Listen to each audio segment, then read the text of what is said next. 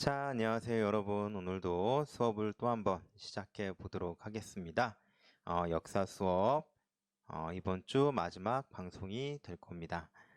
이제 여러분들 다음 주부터는 오프라인 수업, 그리고 이제 2주씩 등교하기 때문에 평가한 이후에 오프라인 수업으로 똑같이 아마 이제 수업을 진행하게 될 거예요. 여러분들 아시는 것처럼 사회적 거리두기 단계가 한 단계 내려감으로 인해서 여러분들이 이제 어, 주 3분의 2 정도 이상 등교해야 된다라는 거 아마 들으셨을 거예요. 그래서 이제 좀 더 자주 등교 수업이 진행되게 될 겁니다. 그렇게 좀 알아두시고, 자, 그런 다음에 이제 지난번에 배운 내용 이어서 이제 바로 수업을 해보도록 할게요. 자, 우리 어디쯤 배우고 있는지 한번 확인해보고 넘어가도록 할게요. 자, 여기 한번 보도록 하겠습니다. 급진기압파로 나누어져서 여러분 설명할 수 있다고 말씀드렸죠. 그 중에 급진기압파가 개혁을 하기 위해서 했었던 정변이었지만 3일천하로 끝났다. 그 한계점이 명확하였다. 뭐 이 정도 여러분들에게 설명을 해드렸던 것 같아요. 기억하시면 좋을 것 같습니다. 그리고 이번 시간에 배울 내용은 갑신정변 이후에 10년 뒤의 이야기예요. 요거 말씀 안 드렸군요. 갑신정변 때 맺은 텐진 조약, 그 결과로 텐진 조약은 우리나라를 두고 청나라와 일본이 조약을 맺었다라는 거죠. 동시에 병사를 빼었으나 어느 한쪽이 조선으로 군대를 들릴 때에는 같이 들어올 수 있게 된다라는 거 말씀을 드렸던 것 같아요. 기억하시면 좋을 것 같습니다. 아이고, 요것도 제가 좀 실수했네요. 이모군란 때 제물포 조약, 일본과 맺은 거, 갑신정변 때 맺은 조약이 한성 조약이었죠. 다시 정정하겠습니다. 자, 어쨌든 기억해 주시고요. 어, 그러면 이 갑신정변 1884년에서부터 1894년까지 요 10년 동안 어떤 일이 일어났을까에 대한 내용을 배울 것이고, 그리고 그 1894년 왜 동학농민운동이 일어날 수밖에 없었는가에 대한 내용, 그리고 그 전개 과정에 대해서 수업을 한다고 알아두시면 될 것 같아요. 아직은 필기하지 마세요. 지금 필기할 내용들이 좀 이번 시간에는 조금 많고 조금 복잡할 수도 있어요. 지금까지는 거의 1년 단위로 끊어 설명했는데 이번에는 몇 월 단위로 끊어서 설명할 때도 있거든요. 조금 복잡하니까 설명을 다 들으시고 제가 정리해서 필기를 따로 해드리도록 할게요. 자, 먼저 1884년 갑신정변이 이제 실패로 끝난 다음에 여러 가지 사건들이 있었습니다. 제일 먼저 설명해 드리고 싶은 게 뭐냐면 여러분들 어,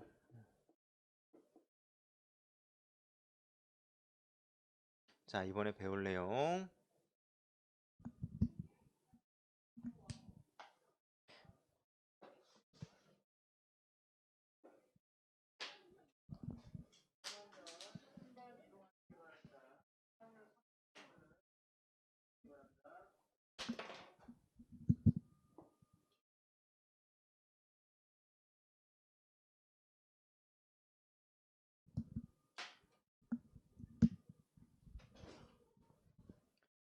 자, 단원의 제목은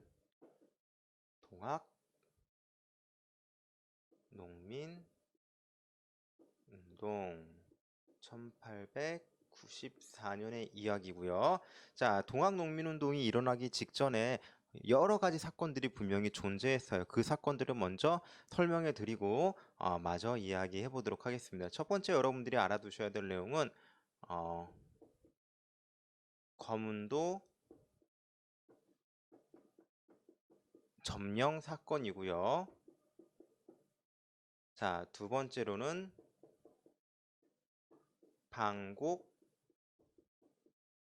하는 두 가지 사건이 있습니다. 자, 거문도 점령 사건은 1885년에 일어난 사건이고요.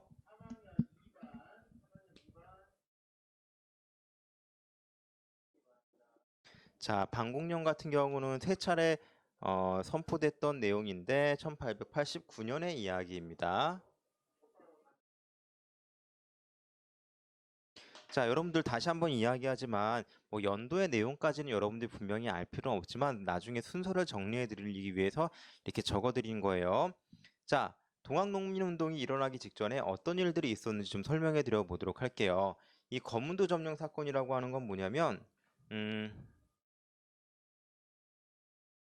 영국이 우리나라 섬 있죠. 거문도라고 하는 섬을 점령한 거예요. 아이고, 요거는 굳이 필기할 필요가 없겠다.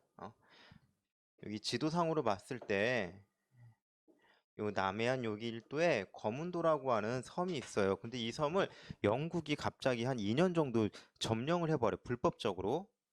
이건 뭐야? 이런 생각을 하겠죠. 자, 그럼 왜 그랬느냐? 러시아를 견제하고 싶었던 거예요, 영국은. 웬 러시아? 우리는 지금 갑신정변 이후에 청과의 관계가 굉장히 뭐라고 할까? 청으로부터의 간섭이 굉장히 심해졌다고 들었는데 갑자기 여기서 러시아? 자, 이렇게 생각하시면 됩니다. 청의 간섭이 지나치게 심해지자 이들을 견제하기 위해서 조선은 러시아에, 고종과 민비는 러시아에 관심을 갖기 시작하고요. 그리고 몰래 몰래 조약을 맺는다고 하죠. 밀약을 준비 중이었습니다. 러시아와. 러시아 역시도 예전에 뭐 몇 차례 이야기했지만 그레이트 게임이라고 하는 거 이야기했던 것 같아요. 얼지 않는 항구를 얻기 위해서 지중해로 나가려고 했었던 크림 전쟁. 여기서 패배한 이후에 어디로 동아시아로 지금 시선을 옮기고 있었는데 그 중에 누가 눈에 띄었다? 조선이라고 하는 눈에가 눈에 띄었고요. 실제로 러시아가 점령하고자 한 곳은 바로 요동반도 일대이긴 하나, 요 지역이긴 하지만 그 전에 앞서서 완충지로서 조선과의 협력을 좀 하고 조선에 영향력을 끼치고 그런 다음에 요 땅을 차지하고자 하는 마음이 분명히 있었던 것 같아요. 자, 그래서 조선과 몰래 약속을 하는 중이었습니다.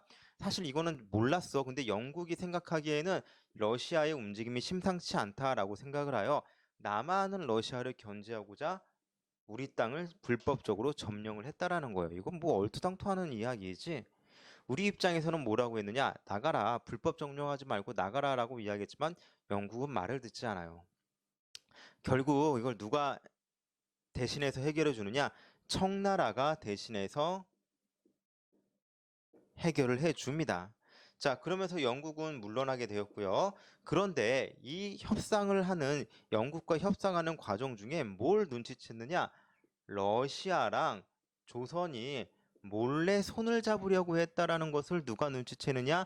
청나라가 눈치를 채요. 허허, 이것들 좀 봐라. 이거 안 되겠네 싶어서 청나라가 조선에다가 누구를 다시 보내느냐? 흥선대원군을 다시 보내요. 여러분들 흥선대원군 혹시 언제 납치되었는지 기억이 날까요? 기억을 좀 하시면 좋을 것 같은데 이모군란 때 여러분들 흥선대원군이 납치되었었잖아요. 기억나요? 청나라 군대가 들어오자 그것을 중재하고자 나갔던 흥선대원군을 청나라가 납치했었던 거. 그러면 왜 흥선대원군을 다시 한번 조선으로 돌려보냈을까? 이건 일종의 메시지지. 야, 고종, 민비, 니네 까불지 마. 우리 몰래 니네 마음대로 외교 정책 막 펼치고 그랬어? 여차하면 흥선대원군으로 왕 교체해버릴 거야 라고 하는 메시지를 던지는 거지. 우리 옛날에 원나라가 고려를 간섭하고 그랬을 때 종종 썼던 방법 중에 하나가 바로 이런 거죠. 자, 어쨌든 이런 상황이었습니다. 외세의 침략이 어떻게 되고 있어요? 심각해지고 있고 그 다음에 청나라의 간섭은 더욱더 심해지고 있다. 자, 그러면은 그럼 이 사실 거문도 점령 사건은 영국과 러시아라기보다는 청과의 관계에 대한 내용이 더 맞을 거예요. 이걸 계기로 청나라가 더욱더 조선에 심한 간섭을 하게 되었고요. 자, 방공령 같은 경우는 뭐냐면 이건 또 일본과 관련된 거예요. 자, 곡식이 나가는 것을 막는 명령이라고 알아두시면 될 것 같아요. 무슨 말이냐? 조선에서 나가는 쌀이 일본으로 나가는 쌀을 막을 수 있게 한 조항이다라고 생각하시면 돼요. 선생님 분명히 강화도 조약 때 일본으로 넘어가는 쌀이 무제한으로 나갈 수 있게 조약을 맺었다면서요. 그래서 그게 우리의 발목을 잡았다면서요. 라고 여러분들에게 설명해 드렸는데 선생님이 이야기했었죠. 세 차례에 걸쳐서 이 강화도 조약의 내용을 수정을 해요. 그 중에 하나에 우리가 드디어 우리의 요구사항을 하나 넣어요. 그게 바로 뭐냐면 방공령이에요. 조선의 기근이 심해져가지고 쌀이 유출되면 안 될 때가 분명히 있겠지. 아니면 쌀값이 폭등해가지고 쌀을 내보내면 안 되겠다 싶을 때 있겠지. 그때는 우리가 1, 2개월 전에만 신고를 하잖아요.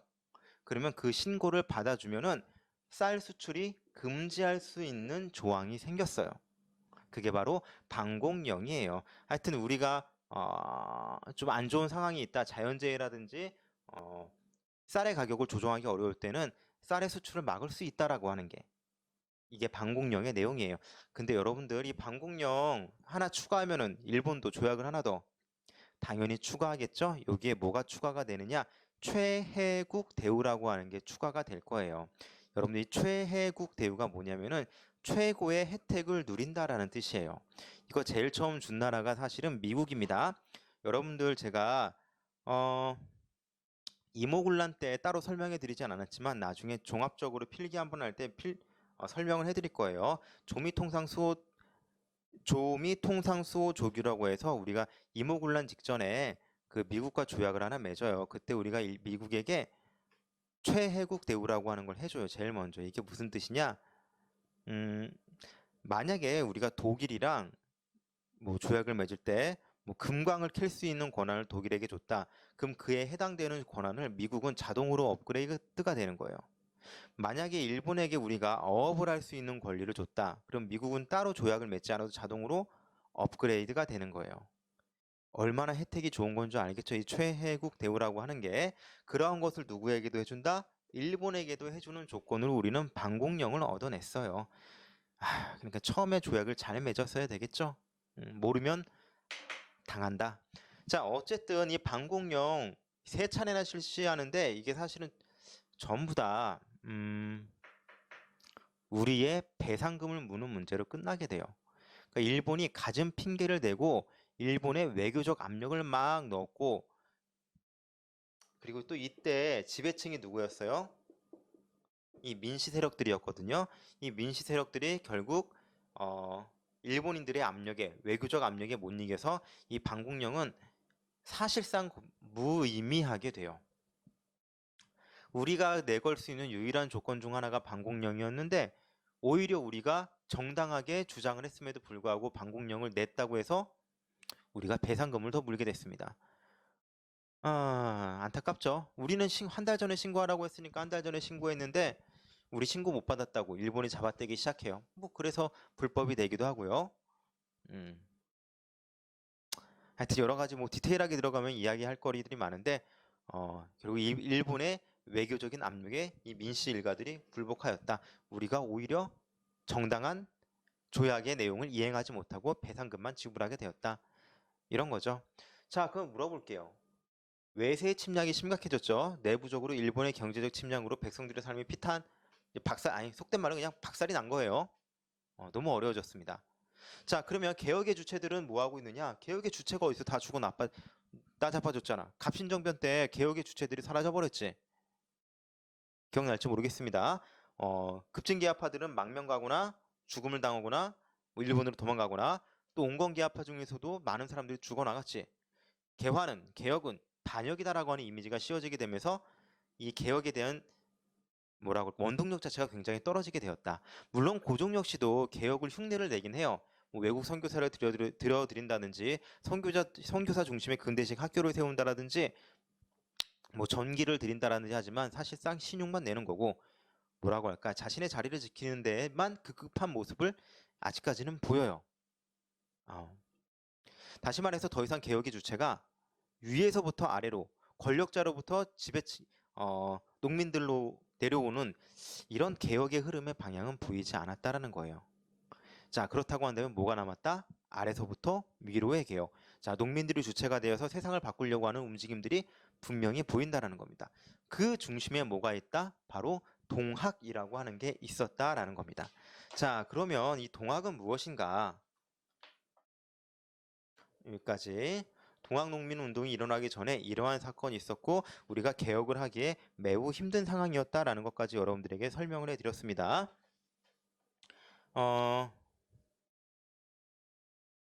먼저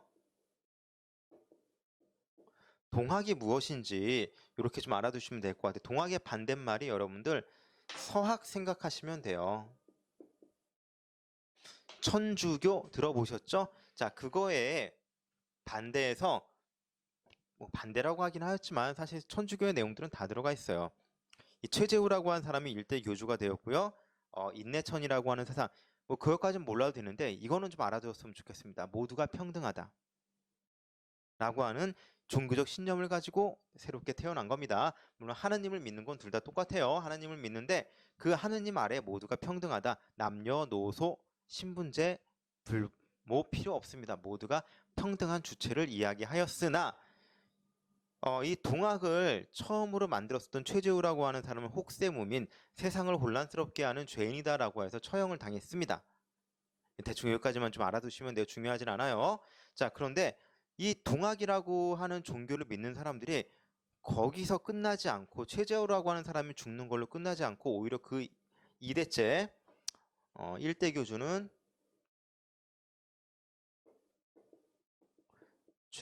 최재우고요. 2대 교주는 최시영이라고 하는 사람이 있었습니다. 선생님 파란색으로 썼다라고 하는 것은 여러분들이 뭐 절대 외울 필요는 없다라는 거겠죠. 자, 이 두 번째 교주였던 최시영 때 교세가 굉장히 확장을 해요. 대충 좀 알아두면 좋을 것 같아요. 그러다가 어느 정도까지 교세가 확장이 되었느냐? 이 사람들이 나중에는 한양으로 찾아가요.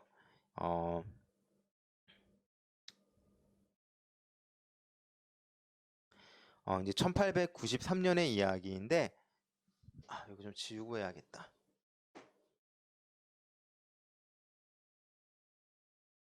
1893년에 한양으로 올라가서 자신들의 이야기를 왕에게 전달합니다. 야, 우리 동학 교도들 굉장히 많이 늘어났고 그랬으니 우리 동학이라고 하는 종교를 정식 종교로 인정해줘라. 불법으로 삼지 말아라. 그리고 우리 일대 교주인 최재우가 뭐 사이비 교주처럼 되어서 죽었는데 그 죽음, 그 명예를 되살려줘라 라고 주장을 합니다. 어이? 일대 교주 최재우가 죽음을 당하고 그 동학의 교도들이 핍박을 받았는데 몇 년이 지난 다음에는 이 사람들이 왕한테 야, 우리 교주 명예 다시 회복해줘. 그리고 우리 정식 종교를 인정해줘. 라고 말을 했대. 그 사이에 세력이 엄청나게 많아진 거예요. 선생님, 불법 종교라며요. 근데 불법 종교라고 했는데 그 교세가 워낙 커지고 사람들이 많다 보니까 함부로 다룰 수가 없었던 상황이었습니다. 어쨌든 이 동학을 믿는 교주들이 모여서 어떻게 하였다? 고종에게 이야기하였다. 고종, 우리 정식 종교로 인정해줘. 하지만 이것을 누가 반대하느냐? 정부 대신들과 고종 역시도 이걸 반대했습니다. 자, 그래서 얘네들이 오히려 탄압하고 동학 믿는 사람들 잡아 넣어야 되는 거 아니야? 라고 생각할 때쯤에 이 동학 교도들이 실력 행사를 하기 시작해요. 어디로 사람들이 모이기 시작하느냐? 보은이라고 하는 동네로 모이기 시작해요. 자, 거기에 몇 사람이 모이냐면 약 2만에서 3만의 사람들이 모이기 시작합니다. 자, 우리는 이것을 보은 집회라고 이야기를 할 거예요. 연도로 치면은 1893년의 이야기입니다. 다시 한번 이야기하지만 여기 연도들은요, 순서를 위해서 참고하라는 거지 절대 여러분들이 외우시라는 게 아닙니다. 자, 이 보은 집회에 몇 명의 이 동학 교도들이 모이게 되냐면 뭐 적게 잡아 1만이고 최대치 2만까지 모였다고 해요. 와, 이렇게 규모가 많이 모이다 보니까 병사를 보내서 이 동학 교도들을 없애버릴까라고 생각을 했다가도 또 그 병사를 2만이나 3만이라고 하는 농민들을 제압하기에는 또 많은 병사를 보내야 되겠죠. 그러다 보니까 재정적인 압박도 좀 있었고 그래서 잘 타일러서 일단 해산을 시킨 상황입니다. 오케이. 자, 여기까지는 동학이라고 하는 종교가 어떻게 성장하였고 어떻게 핍박받았고 지금 현재 상황이 어떤지 얼마나 많은 사람들이 이 종교를 믿고 있는지에 대한 내용을 배경 지식에 대한 설명을 해드렸던 것 같아요. 자, 어찌되었든 간에 농민들은 동학의 성장, 외세의 침략, 일본의 경제적인 수탈 이런 것들이 종합적으로 뭉쳐져서 불만이 굉장히 많아진 상황입니다. 그런데 여기에 더하기 누가 판을 치느냐? 탐관오리들이 판을 치게 될 거예요. 자, 탐관오리들이 왜 판을 치느냐? 여러분 기억나요? 특정 성씨를 가진 특정 세력 집단이 권력을 독점하고 그 권력으로 전횡을 휘두르고 그들에게 잘 보이기 위해서 돈을 갖다 바치고 우리 이러한 과정을 뭐라고 이야기했느냐? 세도 정치라고 이야기했던 거 기억나요? 지금은 다시 한번 아까도 여기다 민씨 세력 적었었죠? 민씨 세력에 의한 또 다른 세도 정치가 시작되고 있는 상황이었습니다. 세도 정치가 시작되면 매간매직이 성행하게 되고요. 부정부패가 일어나겠죠? 탐관오리들이 늘어나겠죠? 삼정의 문란이 부활하겠죠. 예, 지금 그 상황이에요. 이제 어디선가 하나만 뽕 하고 도화선이 붙으면은 폭발할 수밖에 없는 그런 상황까지 지금 몰려 있는 거예요. 자, 이해되셨죠? 그런데 그 도화선이 어디서 시작되느냐? 지금으로 치면은 뭐 정읍, 동네, 여러분 정읍이라고 하는 동네 알고 있죠? 옛말로는 이제 고부라고 하는 동네인데, 이 사람은 교과서에도 기록되고 역사책에도 기록이 될 만큼 아주 유명한 이 동네에 탐관오리가 한 명 있었습니다. 조병갑이라고 해서 아주 유명한 사람이에요. 탐관오리 하면 조병갑, 조병갑 하면 탐관오리의 대명사. 자, 근데 이 조병갑이라고 하는 사람이 어느 정도로 탐관오리였느냐? 그냥 별거 없습니다. 아무 죄 없는 사람 죄 줘서 돈 뺏어요. 훈련하고 싶으면 돈 내놔. 자, 여러분 농사 지으려면은 물을 끌어다 써야겠죠? 근데 저수지에다가 물세를 매겨가지고 너 이거 물 쓸 때마다 세금 내? 라고 합니다. 농민들은 아주 열이 받겠지? 근데 갑자기 뜬금없이 이 사람이 저수지를 하나 더 만들재. 조병갑이라고 하는 사람이 내가 굳이 왜 만들어? 나 싫어 안 해. 일 안 해. 내가 굳이 왜 그것까지 해야 돼? 라고 해서 야 그럼 내가 이 저수지 만들면 니네한테 돈 받지 않을게 라고 이야기해요.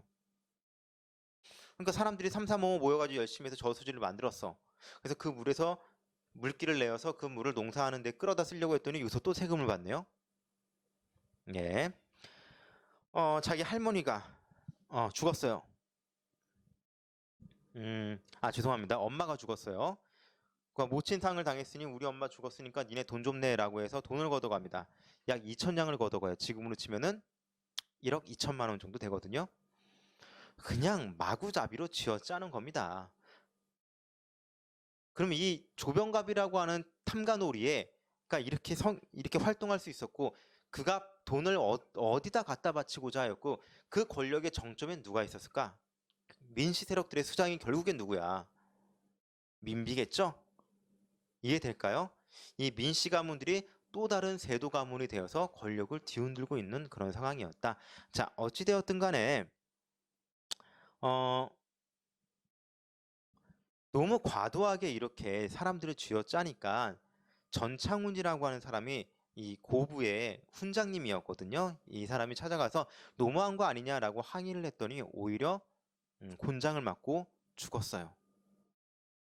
이에 분노한 그의 아들이 동학의 교주, 접주라고 해야 되겠네요. 이때는 자, 이 접주였었던 사람이었거든요. 바로 그 사람의 이름이 전봉준. 아마 유명한 인물로 알고 있죠. 녹두장군 전봉준으로 여러분들은 알고 있을 거예요.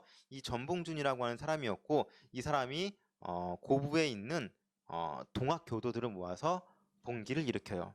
그래서 이 조병갑이라고 하는 사람을 쫓아내고요. 그 다음에 그 사람이 막 쌓아놨었던 여러 가지 재산들을 다시 농민들에게 잘 나눠줍니다.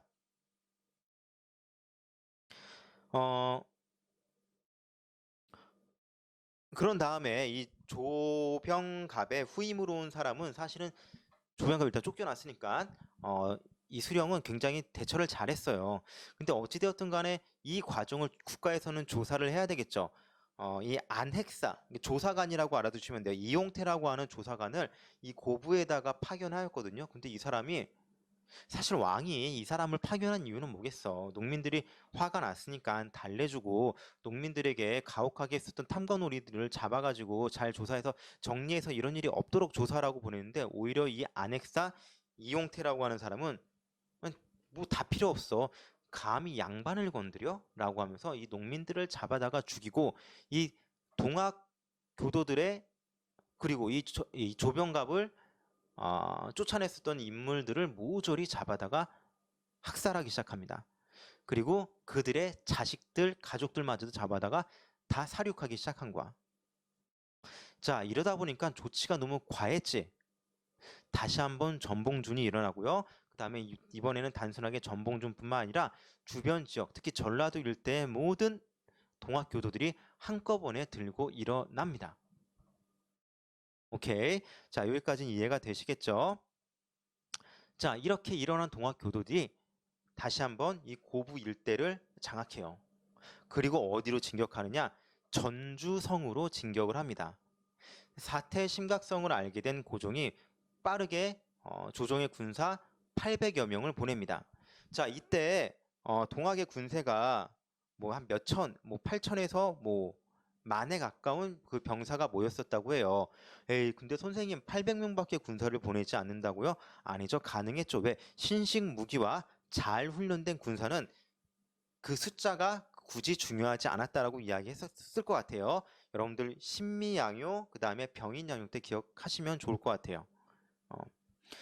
뭐 당연한 이야기겠지만 이 농민군의 주된 무기가 뭐예요? 죽창이에요, 죽창. 그 총도 관아에서 훔쳐간 뭐 조총 몇 개 있을 뿐이고, 군대 이 조정에서 보낸 신식 군대는 어때? 완벽하게 신식 무기로 잘 무장이 되어 있었겠죠.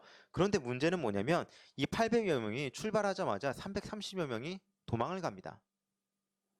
군기도 엉망이었고 싸울 준비도 되어 있지 않았다라는 거죠.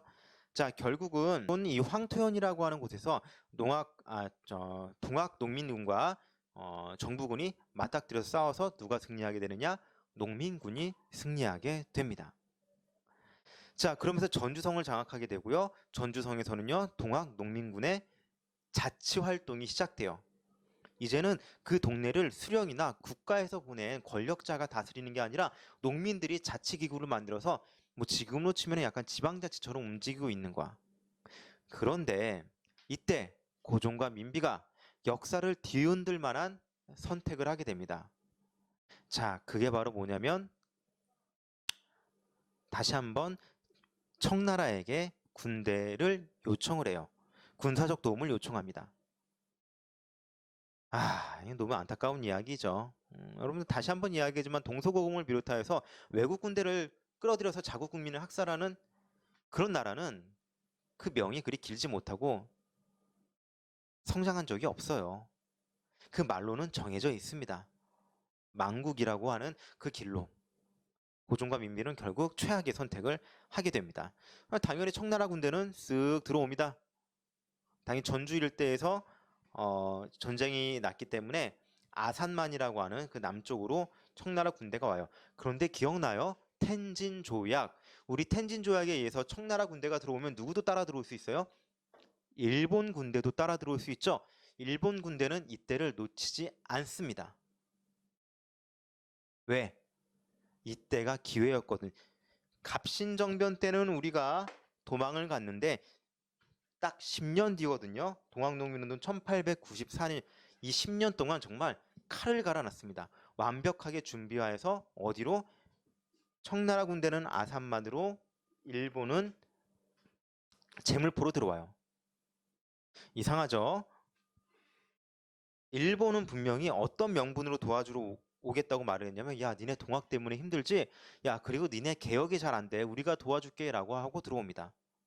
만약에 동학의 교도들을 진압하려고 갔다라고 한다면 청나라처럼 아산만에 진입해야 되는데 이들은 제물포로 들어왔다라고 하는 것은 뭐야? 명백하게 누구를 건들겠다? 그렇죠. 조선을 틀어주겠다라고 하는 목적이 있었던 거지. 재빠르게 제물포를 통하여 어디로 들어가느냐? 한양으로 들어가고 경복궁을 점령해버립니다.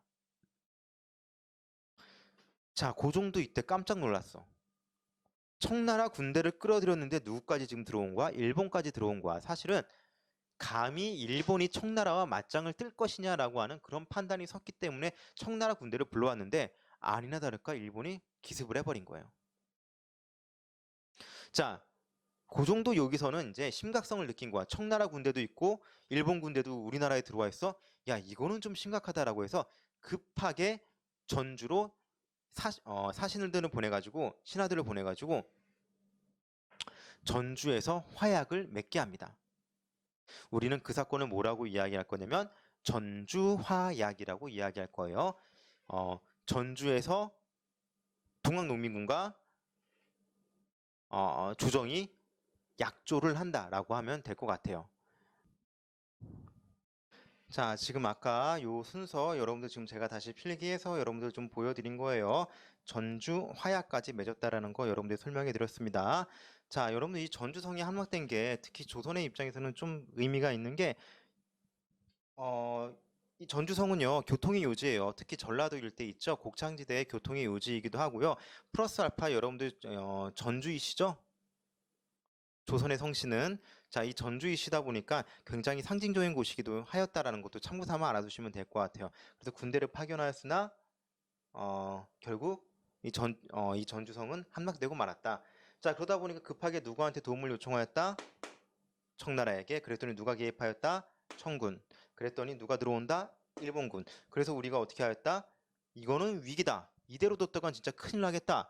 청나라 군대도 왔고 일본 군대도 왔고 이래서는 안 되겠다 싶어서 고종이 재빠르게 사람을 파견해서 농민군과의 협약을 맺는다. 그게 바로 뭐다?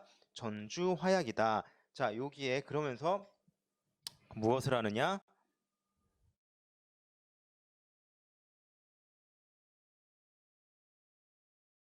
교정청이라고 하는 것을 한양에 세우고요. 그 다음에